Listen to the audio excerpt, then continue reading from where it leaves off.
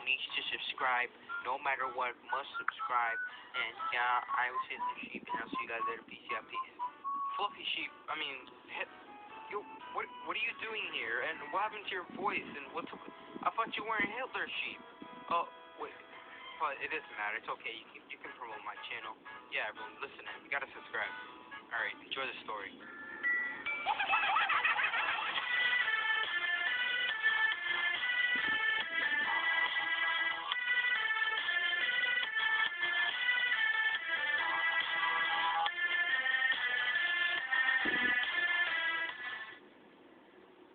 Okay, I never imagined myself telling the story to you guys, but the story was bugging me for so long that today I got the urge to tell it to somebody, and that somebody was you guys.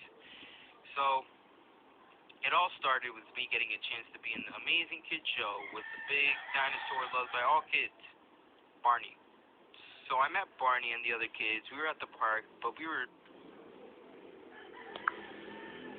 bored, so then Barney said, let's play a game. We asked, what type of game? And Barney replied by saying, it is a surprise. The kids agreed to play the game. I didn't say anything, but I knew it was my job to tag along, so I did. Barney held our hands and we skipped towards the house. I began to get uncomfortable when Barney held my hands tighter. But we continued to the house. We made it to the house and Barney told us that the game would take place in the basement. And none of the kids hesitated to go down but me. I stood there frightened, saying in my head, what might he do to us? Barney looked at me and asked, what is wrong, Eric?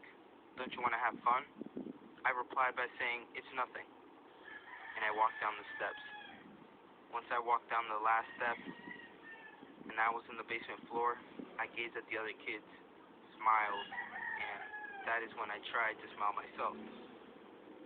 I turned around to look at Barney, who was being enclosed by the other kids who were all asking Barney what the game will be. Barney looked back at me and smiled. I would never forget that smile. It was like it was glued to my mind since the moment I saw it.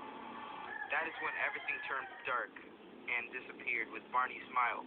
One of the girls next to Barney said, I'm scared, Barney. Don't worry, Elizabeth. Just hold on tight to me, Barney replied. I knew something was wrong, and I had to get out somehow.